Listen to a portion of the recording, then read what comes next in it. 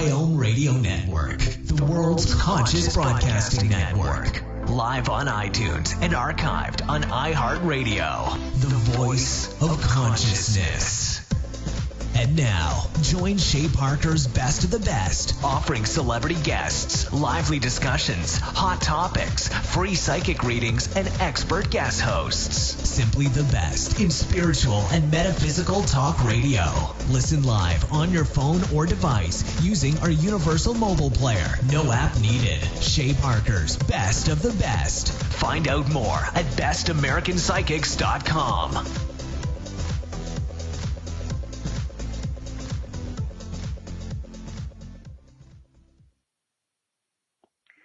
Good evening. This is Vicki Snyder, and welcome to Divine Angel Messages on Best of the Best. I am the guest host every fourth Tuesday at 8 p.m. Eastern Standard Time, and I'm just going to tell you a little bit about myself before I introduce my very special guest tonight. I'm a certified Shay Parker Best American Psychic, a medium, and an angel intuitive. You can learn more about my services at my website, which is www.vickisnyder.com. And that's VICKISNYDER. You can even book a reading there with me right through my website. So tonight, my special guest is Dr. Jean Kristellar. She is the co-founder and past president of the Center for Mindful Eating. She's the author of The Joy of Half a Cookie. She's a clinical and research psychologist who has worked for over 30 years in the areas of obesity, eating disorders, and the therapeutic value of meditation. And she has over 30 publications in these areas. She conducts workshops on mindful eating nationally and internationally, and her work has also been featured in Self Magazine, Martha Stewart's Healthy Living, Red Book, and Women's Health. And you can contact her at her website, which is eat.com. So welcome to the show, Dr. Jean. How are you? I'm just delighted to be with you. Thank you very much. Oh, good. Yes, you're welcome. I'm very excited to speak with you. This is a topic that's near and dear to my heart, as I've struggled with my weight, and that whole mindful eating topic has been in my mind a lot, as it is, I'm sure, a lot of people. So maybe you'd like to start off and tell us how you got interested in obesity and working with eating disorders. Well, I think you're making a good point. It's so easy to get disconnected from our bodies, to get caught up in really sort of going crazy around food and eating and looking for that next diet that's going to solve everything, and the higher the magic number of how many pounds you're going to lose in the next 2 weeks or months or whatever is right. What calls you in. And believe me, I went there myself. And as I started working with some of these issues, both personally and also professionally, as I started to learn more about maybe there's a little bit of wisdom there in what psychology could tell us. You've identified I am a psychologist. I kept on going with that. I began to think, wait a minute, is there a different way to come at this? Maybe there's a way to reconnect ourselves with the wisdom of our bodies, with the wisdom of what we're eating, how it's tasting, checking in with, are we actually really physically hungry? Or is that just grabbing us because we've told ourselves we can't have any of it, like that donut. Right. Yeah. And what I began to find was this actually was pretty powerful for people to let go of that judgment and start to enjoy food more. This is a paradox. It's enjoying food more and yet eating less of it.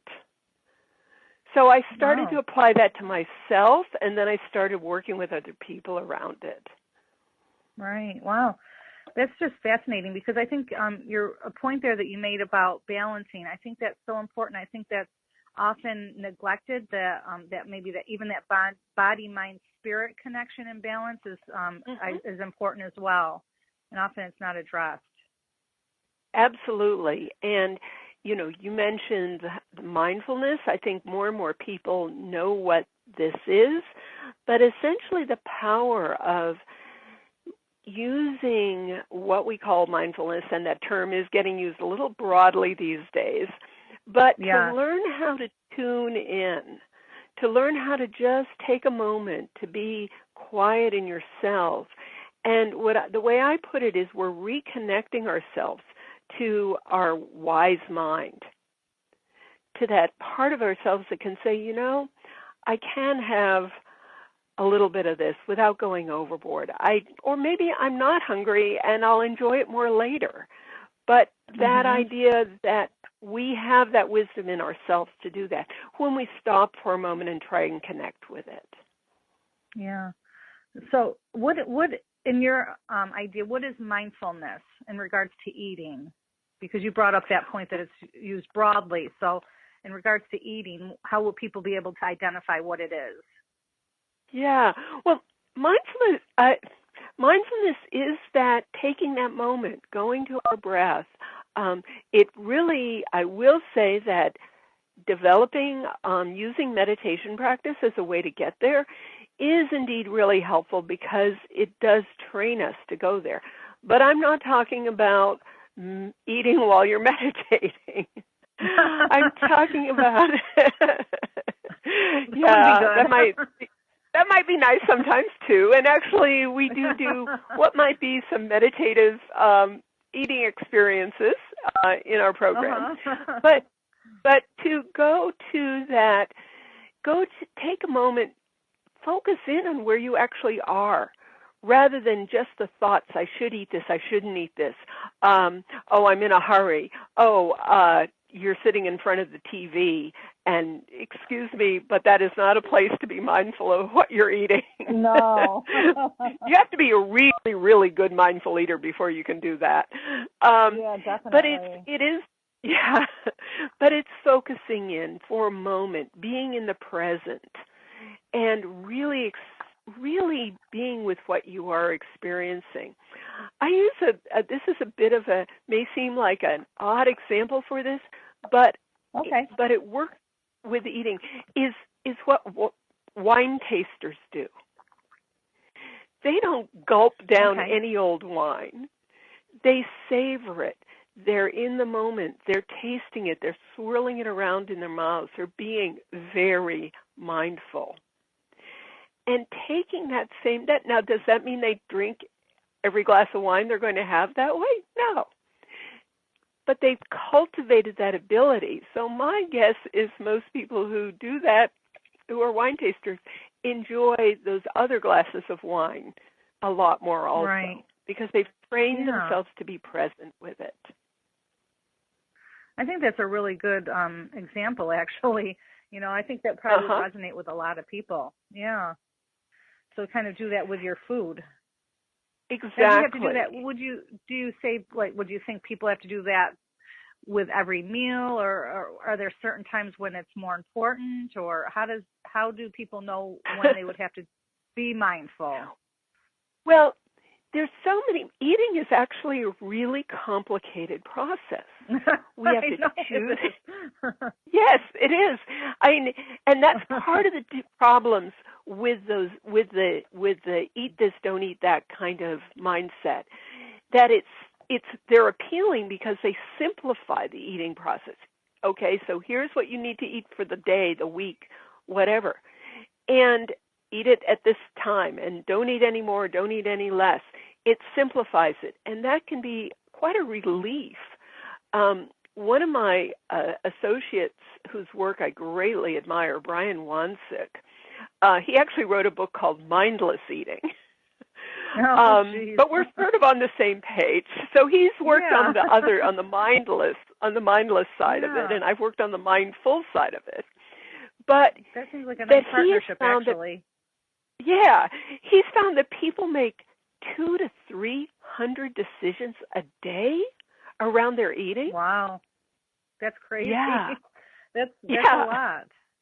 It takes a lot of our day. Well, a lot of them are, they're done very automatically. That's the whole point. Right. We do them very automatically. Yeah. So we choose the first thing that's in front of us in the cupboard instead of stopping and thinking, what do I really want? I had somebody who, after she had been working with what I was in our group for a while, who said, you know what? I keep this stack of frozen meals, okay? So you can do this. You can do this with frozen meals in her freezer. And if she was in a hurry, and she did this at work actually, she would just grab the top one, and she'd throw it in the microwave. And whatever it was, of course, she liked it well enough because she bought it. But she liked it well enough. But what she did is she started stopping and thinking and taking like literally 30 seconds, if that, to look through what was in the stack and choose the one that called her the most that moment. Oh. And she chose that. And she then had that for her lunch. And she said, once I started doing that, I was more satisfied because that was the thing I wanted right then and there. And she said, so I then realized that I was much less likely, like a couple of hours later, to start thinking about going down to the snack machine and getting something else. Right. Wow. So choosing our food. That's a pretty easy way to have a long-lasting effect, hopefully. Yeah. So just being more reflective about choosing what you want in the moment. Do I want something for a snack? Do I want something sweet, or do I want something savory and salty? And then tuning in, and then trying to go with that. And sometimes we can't, so you put up with that. Right. But that's one of the parts of being mindful. Another part is just checking in. Am I hungry or not? Right. Is this a psychological craving or just a desire, or am I actually physically hungry? Yeah, we're going to go to break right now, but when we come back, we're going to pick up where we've left off with mindfulness and eating and a whole bunch of other things that I have in store for you. So we'll see you in a few minutes.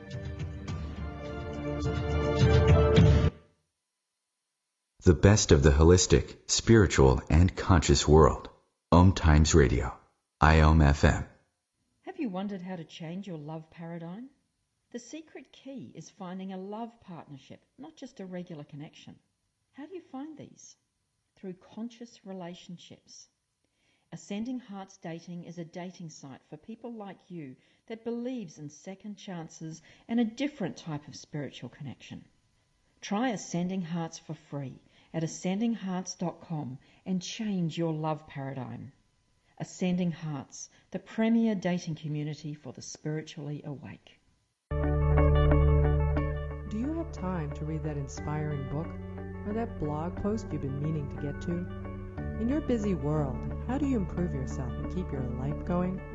I'm Lisa Kay, and my Between Heaven and Earth radio show can transform your life just by listening.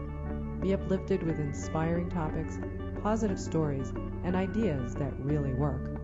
Between Heaven and Earth Radio is conscious living for your soul, every Wednesday at 4 p.m. Eastern Time. Hi, this is Shay Parker, founder of bestamericanpsychics.com. If you are a professional psychic or medium and are looking for a group of like-minded individuals that are truly supportive of one another, Best American Psychics is the place for you. Or if you're not a psychic but you're in need of guidance regarding love, money, career, and more, please visit our directory. Each psychic is double tested and approved for accuracy, professionalism, ethics, and more. bestamericanpsychics.com, a new league of professional psychics. So, I'm a dog, and I just got adopted by this new human guy, and I'm starting to wonder how he got along without me. I mean, okay, something as simple as walking around the block. He's got this leash thing, and he puts me on one end and him on the other, and I'm just taking him around. I think he's afraid of getting lost. Without that leash and me guiding him along, I don't think he'd find his way back home. But it's kind of cute. A person is the best thing to happen to a shelter pet. Be that person. Adopt. Brought to you by the Ad Council and the ShelterPetProject.org.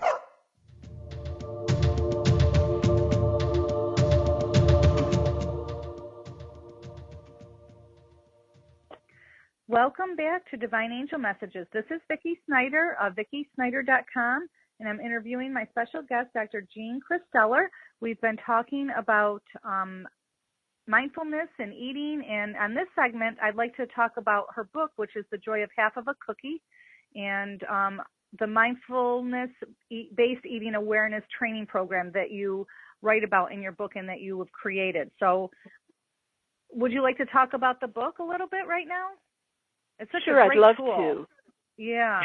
Yes. It's an awesome tool to really help people. Thank you. Yeah, what I tried to do and capture in the book was really the key pieces of what mindful eating is about. So the ideas behind it, that idea of connecting with your hunger, your fullness, knowing what kind of food you want. And it's full of exercises, practices that you can try yourself.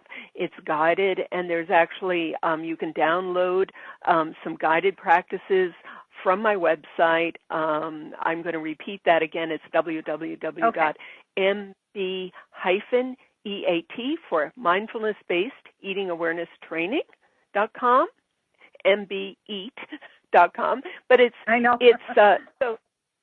So the book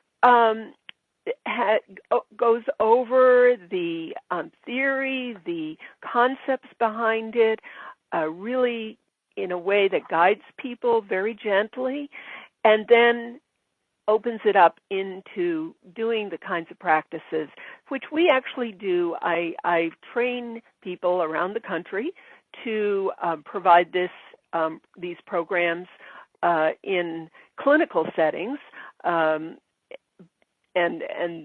there's quite a few people out there now, I think, doing that. But the book would definitely help anybody get started with it on their own, and it's designed to do that. Yeah, it's very easy to read. Just so for people to know, it's not. It's very, it flows just very good because it's not just reading. There's practices, like you said, tasks to start with. There's some meditations. So I just really loved it because it really breaks it down into a usable format for most people, so they can be successful. Yeah. Thank you for saying that, Vicki. It really means a lot to me to hear somebody share that they've sort of put their toe in the water and then gone further and have really worked with it. It's a great tool. Well, it's and me based coming from on a spiritual background.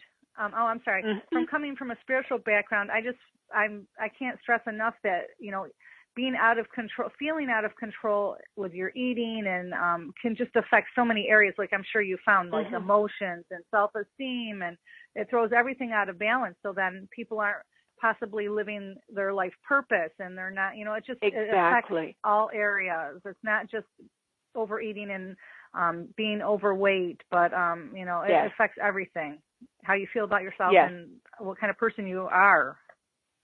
Exactly. And so often people will tell me, I'm just this emotional eater, I can't help myself.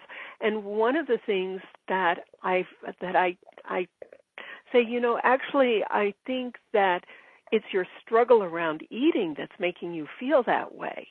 And if you can get into better balance with your eating, what you're going to find is you can let go of some of that struggle and move into a place where you value your relationship to eating and food. Of course you do, because that's the only way we can survive. And if we're going to have something, indeed, we can enjoy it. But we can also, as you say, engage with it spiritually as something that heals us, that gives us health, that makes us joyful, that brings us memories perhaps from childhood, rather than turning it into something that is either good food, bad food. I hear people getting so caught up in these, I can't eat this, but then eating the whole box of the cookies or the chips or the crackers or whatever. Exactly, yeah.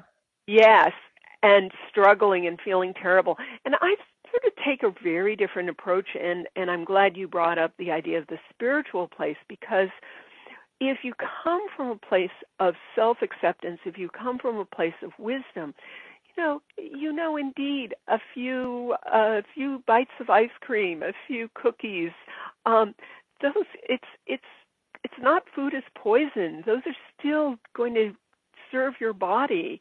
It's when you go crazy about it that gets it out of balance. And then you can share in the family gathering. You can share with your friends. You can enjoy what is bringing you health and bringing and nurturing you rather than struggling about it. Yeah. And, people are so hard on themselves in life that this is just one area that it's, people are so hard on themselves. Like you said, exactly. I can't eat that, and then they do, and then there's guilt and, that deprivation, and it's not a good way to live. So if people can learn to be mindful and enjoy little bits, like half of a cookie, like your book, I think the whole world will be much happier. And just so I want to make clear to our listeners, is that's a half a big cookie. That's not a half a little one. Okay, that's good. and we also you can't deprive yourself. Exactly. Yeah. And what we find, we ask, and this we do in our program, and it's in the book, is the question, and whoever's listening here can ask themselves this right now. If you struggle with your eating, your food, your weight, how much of your time, your energy, your thought goes into that, goes into your food, goes into worrying about it, goes into agonizing about that pound on the scale or your next diet or your last diet or whatever. Right.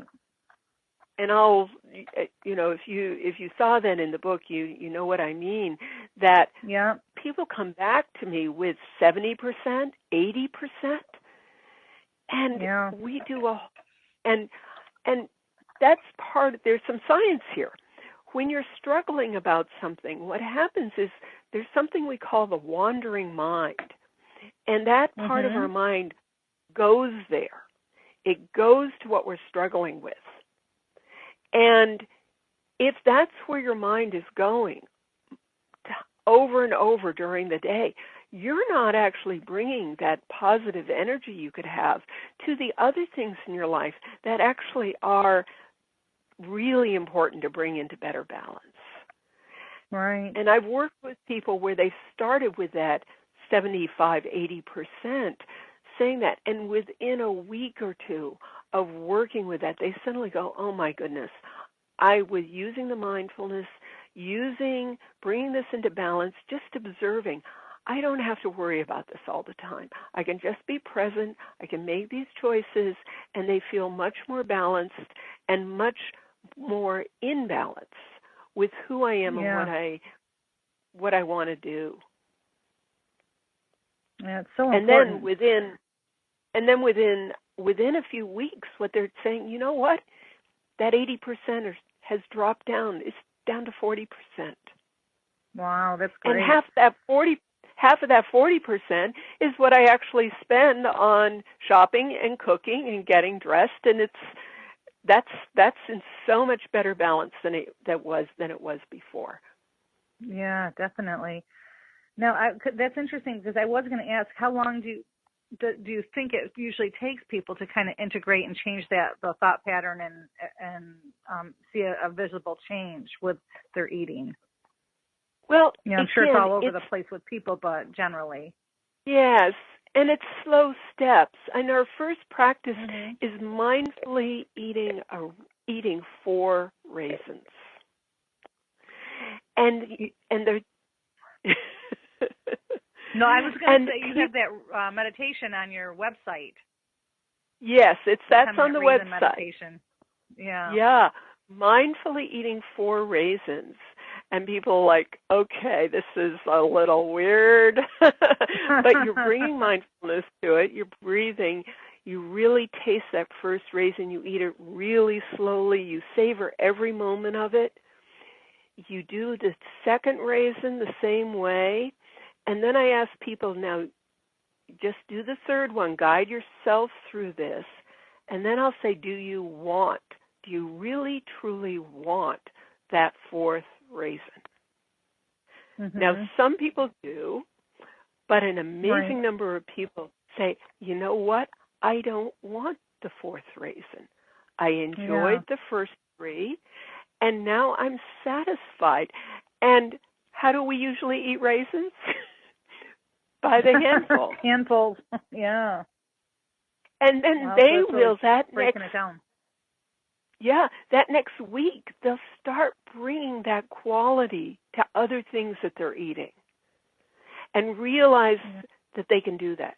Now, if that was all it took, the whole program, the whole process would take 15 minutes. Right. It takes more than that. Yeah. It takes definitely. more than that, of course, because we have so many of those habits, so many of those situations where we suddenly realize, oh my God, I just ate 6 cookies. I wasn't even that hungry, Right. and the last 3 didn't even taste good. But they were there in front of me, and uh-oh. But they've also learned to say, this isn't the end of the world. This isn't the end of the world. What was going on? Oh, yeah, I had that difficult phone call. Right. And I just wanted to kick me back to when I was 16, and I just wanted to put those cookies in my mouth. Yeah. And that's okay. That's another good okay. point, about where this comes from, from, childhood, where do we get that idea of using food to soothe ourselves, and what have you found in your practice with people? Well, actually, part of what I say is, what? It's okay to use some food to soothe yourself, but don't, if you immediately, as soon as you start having that dish of ice cream, kick in the guilt, kick in the, oh my God, I shouldn't be having this at all, well, I'm just going to keep, you're not soothing yourself. You're not soothing yourself. Right. And I actually did some research on this where I found that, I'm going to say, balanced eaters. These were healthy eaters. These are people who had no issues with food at all, no issues with weight. Said, of course I'm more likely to eat something like ice cream or something like that if I'm feeling upset about something. Well, we have to go to break. The best of holistic, spiritual, and conscious world. OMTimes Radio. IOM FM. Spiritual, metaphysical, green living, psychic, alternative healing, life coaching. Do any of these or similar terms apply to your business or cause? If so, you are in a niche market with a very specific audience. Conscious Gate PR is the world's leading conscious public relations agency. With a global reach of over 4 million and growing, we offer comprehensive media campaigns to our targeted market. Learn more at ConsciousGatesPR.com. Conscious marketing for conscious minds.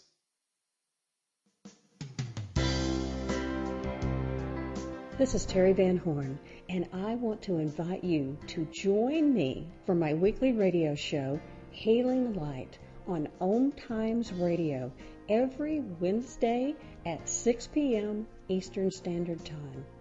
On Hailing Light, we want to bring love, light, and blessings into your world.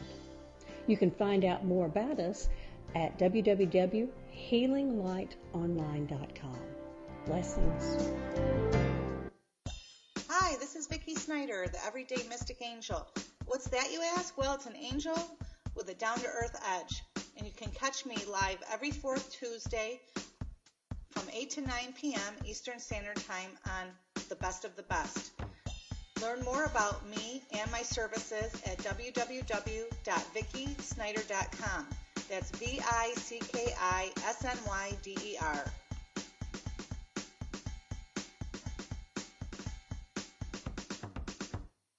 Every 2 minutes, an American is sexually assaulted. The majority of victims know their attacker. It could be your friend, your neighbor, or someone you met at a party. If you said no, it's rape, and it's a crime.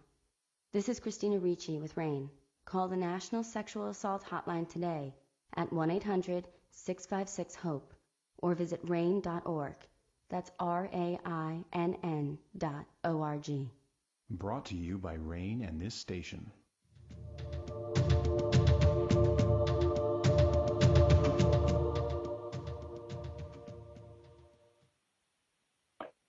Welcome back to Divine Angel Messages. This is Vicki Snyder of VickiSnyder.com, and I'm interviewing my special guest, Dr. Jean Kristellar, who is the author of The Joy of Half of a Cookie.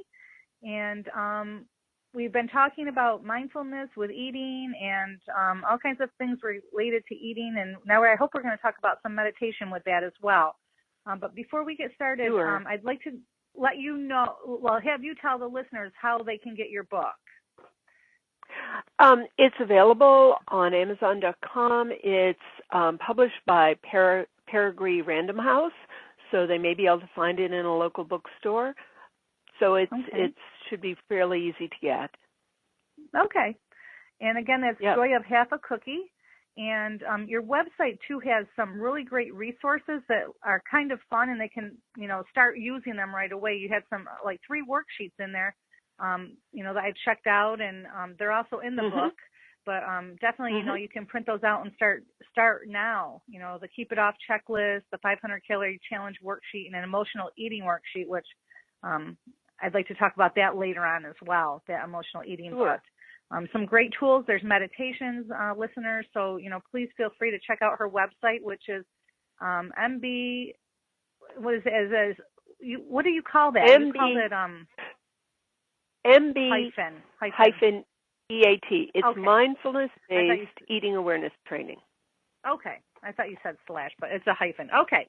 So it's a hyphen. Check her out at hyphen EAT.com, because it's a great website and you can learn more about her and the book and everything she's been doing for quite a few years. Yeah, I've got a fair number of other things on there too. Yeah, well, that's okay.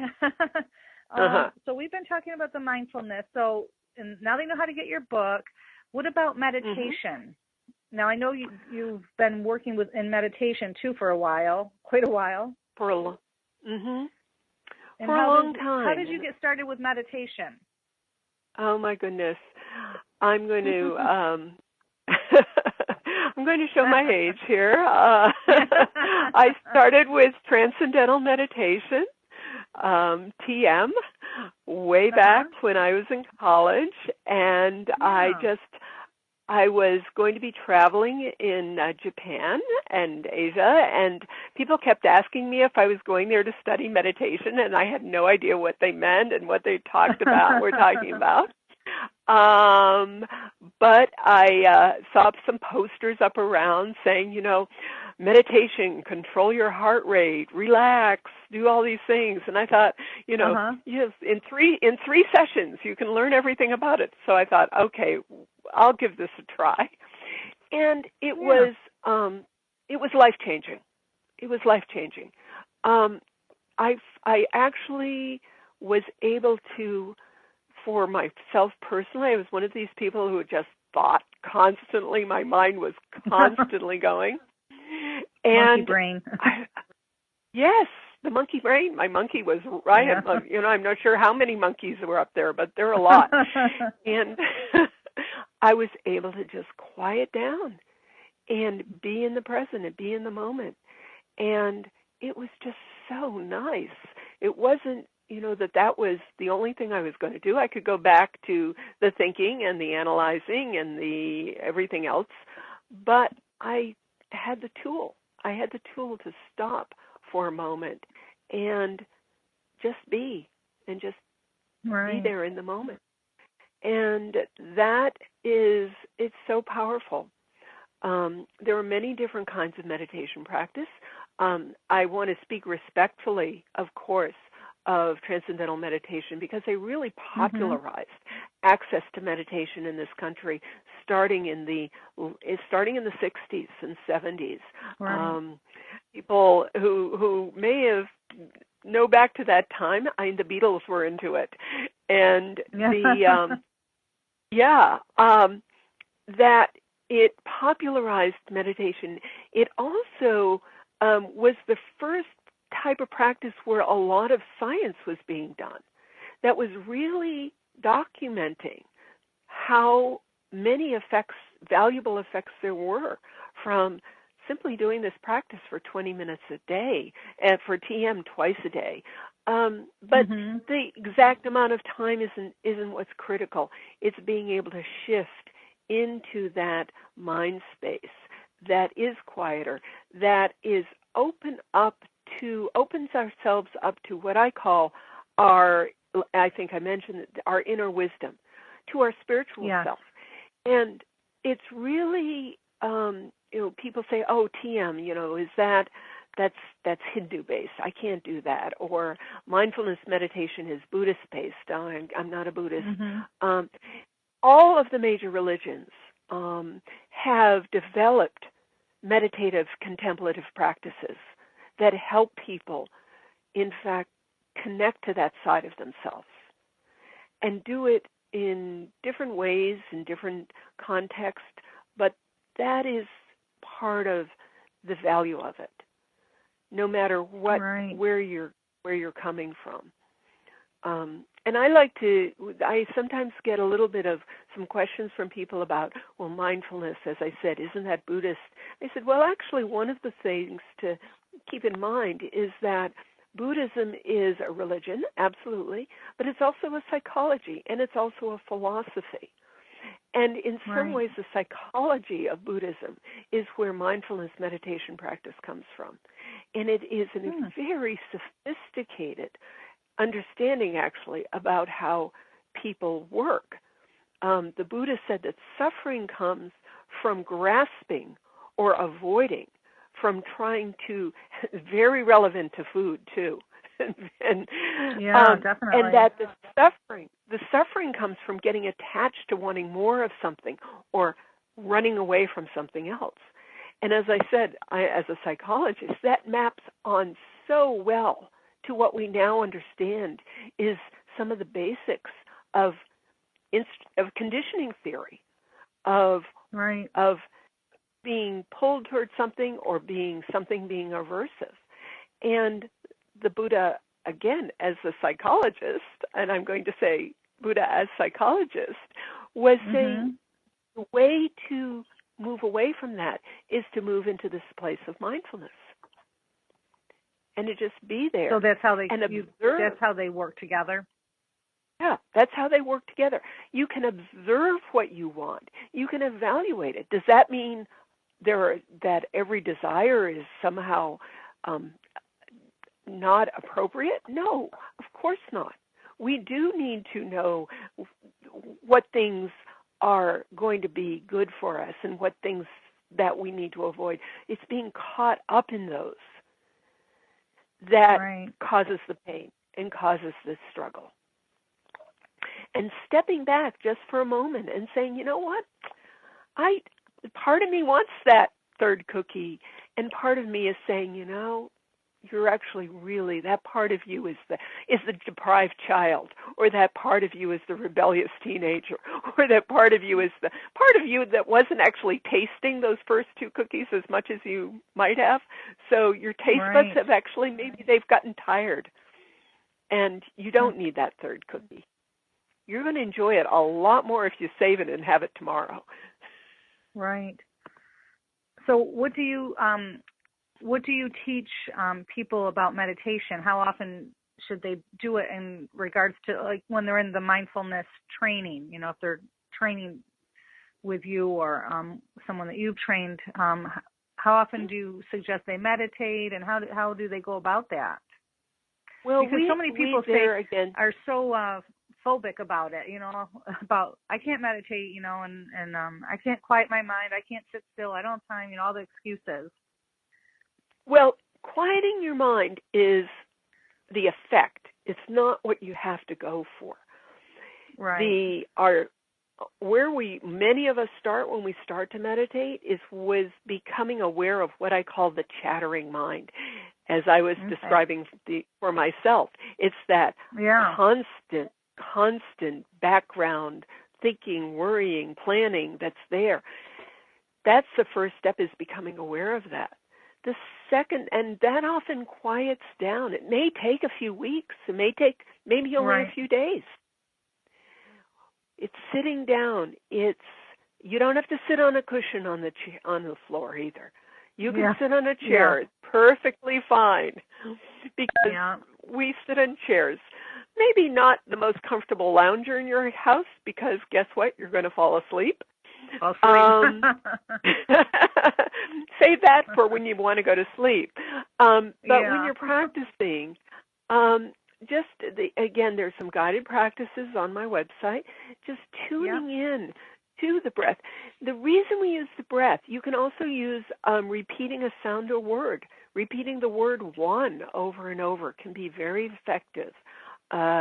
Repeating the word peace, if in fact your chattering mind is too busy in there.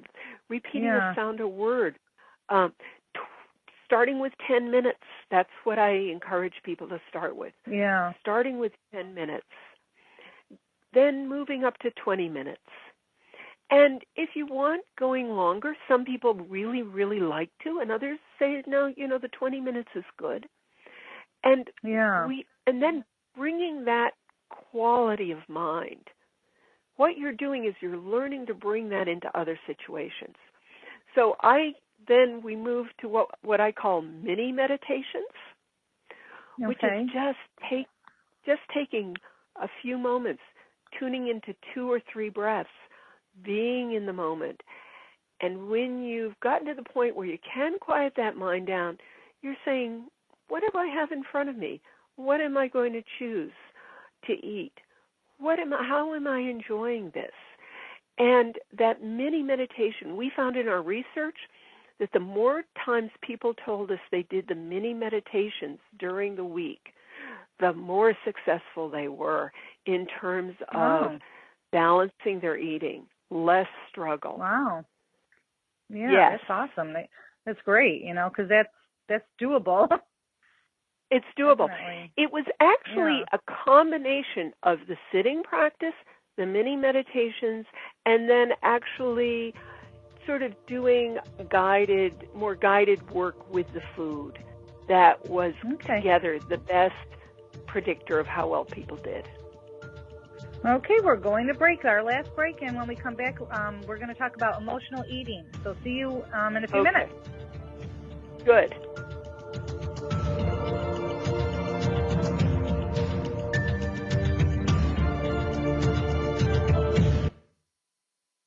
Connecting you with the best of the conscious minds in the world. OMTimes Radio. IOM FM. The number one reason girls drop out of school in sub-Saharan Africa is lack of access to feminine hygiene products. The Pads for Schoolgirls project, an outreach of Humanity Healing International, is changing this paradigm by setting up sewing programs at schools, teaching girls a vocational skill while producing the reusable pads that help keep them attending classes. The girls pay it forward by making and giving pad kits to other girls in need. To learn more, visit humanityhealing.org. Humanity Healing is where your heart is. My name is Victor Furman.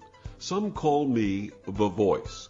I've always been fascinated with human nature, spirituality, science, and the crossroads at which they meet.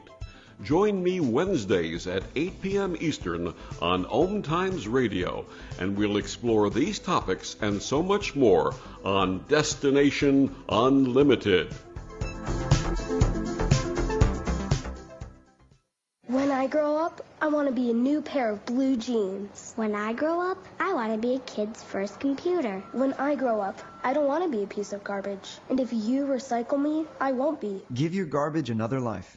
Recycle. Learn how at iwanttoberecycled.org. Brought to you by Keep America Beautiful and the Ad Council.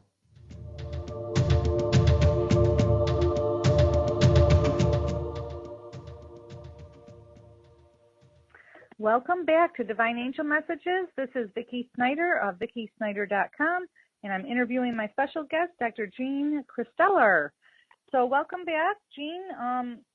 In this segment, I'd like to talk about emotional eating because that's such a huge issue for so many people. Sure. So, what do you find helps people with that? Again, I was mentioning before, some of our research showed that people who are balanced eaters actually do use food for comfort. So it's not this black or white thing that you can't ever do that. But you're right. If you're feeling angry, if you're feeling depressed, if you're feeling frustrated, procrastinating. We have people saying, "Oh my God, I realize the main reason I eat is because I'm procrastinating." Yeah. Yeah, and if you go to food, it's maybe not the best choice. So one of the things is to start to recognize, what is that feeling going on? Maybe actually that's anxiety instead of hunger, instead of real physical hunger. Maybe I'm just avoiding things.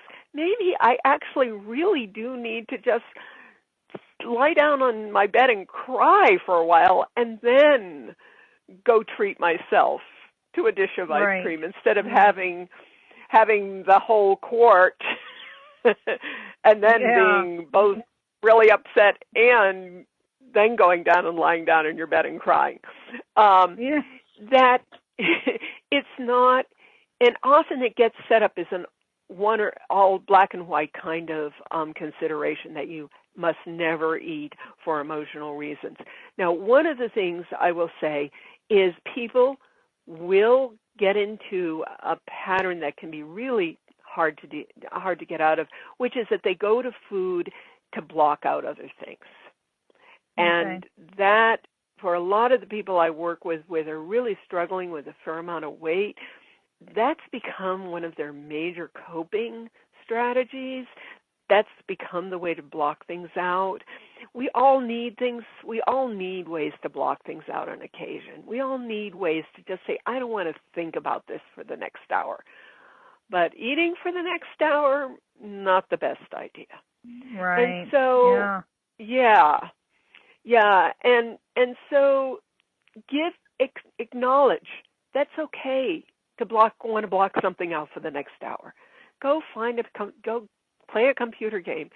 Go to, watch TV, but without the chips in front of you also. Find things that pick up a magazine. Whatever other ways you can find to take care of yourself that will help, will work. There are other ways. There always are other ways. And I don't think I've ever worked with anyone who didn't realize that they could find something else. It might take a while. You might have to get creative. But it's so much healthier, both psychologically and physically, to find those other things. And then maybe go to the small amount of food as just the way to give yourself the little treat, not the whole bag or the whole box Right. Does that make it does, it does. What are some of the body's fullness signals? I know you talk about that. Maybe some of the listeners would benefit. Oh, so often I hear two things. I hear one, I know I've had enough when everything has gone on my plate. Or the bag is gone or the box is gone or whatever. Or it takes 20 minutes to know you're full. Well, it doesn't take 20 minutes. This is the good news. It doesn't take 20 minutes to know you're full. Yeah, that's what I just read lately, Right. It's sort of it isn't a myth really. So I'll come back to that there being some truth in that 20 minutes, but you can eat an awful lot in 20 minutes, right? Exactly, So what you want to do, actually our blood sugar and our bodies start responding fairly quickly to food. And you can start to feel a difference rather quickly. We have a practice in the book that I'll share right now, which is don't wait till you're absolutely starving. Do this when you're sort of not. You have some room in your stomach, but you're also you're not super full. Take about a bottle of water, 16 to 20 ounces, and just on a 1 to 10 scale, where 10 would be as full as you can imagine being, like Thanksgiving dinner plus the extra piece of pie. Oh, okay. and one is not full at all, one is empty. You drink half that bottle really quickly, and you see where you were to start with. What was your number? There's no right or wrong number. Where were you? You drink half that bottle. Where am I now? You're tuning into that feeling in your stomach. And then you drink the rest of the bottle really fast. Basically, you want to get the water in you before it starts moving out of your stomach also. And honestly, many people will say, oh my goodness, that feels really full. Yeah. It's basically with 2 cups of something that you're putting in yourself. That's like a nice big salad, or that's like, you know, your half cup of potatoes, half cup of veggies, and your serving of meat. And you start to tune into what that is. So you get that feeling. Now, I'm going to go to the 20 minutes is what happens after you stop eating, whenever that is. Your body is going to continue to absorb food from what you ate. And you're going to notice for at least another 20 minutes, especially if you had a larger meal, that you are, you're still feeling it. And you're feeling it a little bit more. But you don't want to wait to that point to stop eating. So that's where the truth is. That's where the truth is in the 20 minutes. Okay. But I'm going to share the real secret here is the quickest clue that you've had enough is tuning into your taste buds. Okay. You may remember this, Vicki, from the book. Yeah. Maybe I just jumped ahead of you. Our taste buds. Yeah, our taste buds are the quickest thing to start to tell us that we may have had enough. Our taste buds get tired the quickest. Remember those 4 raisins I mentioned? People wanted to stop after 4 because the first 3 had saturated the taste buds on their tongue that tune into raisins. Yeah. And you can do this with small pieces of chocolate. You can do it with any food. I encourage people to experiment with this. I use that word a lot. Experiment with what you're eating. Explore. Be curious. You can eat small pieces of a food. It's better if it's fairly uniform in flavor. That's why I say chocolate is a good one. But anything that is pretty uniform in flavor. And just to start savoring small bites of it. And you're going to find that unless you're really hungry, because the science is here, that if you're really hungry, this is going to take longer. But if you're not starving, after you've had just 3 or 4 smallish bites, you're going to start to notice that there's a shift in your taste buds. Yeah. Now, that's the first clue. That's the first feedback that you can get. Now, if you only ate 3 bites of everything, you'd probably starve.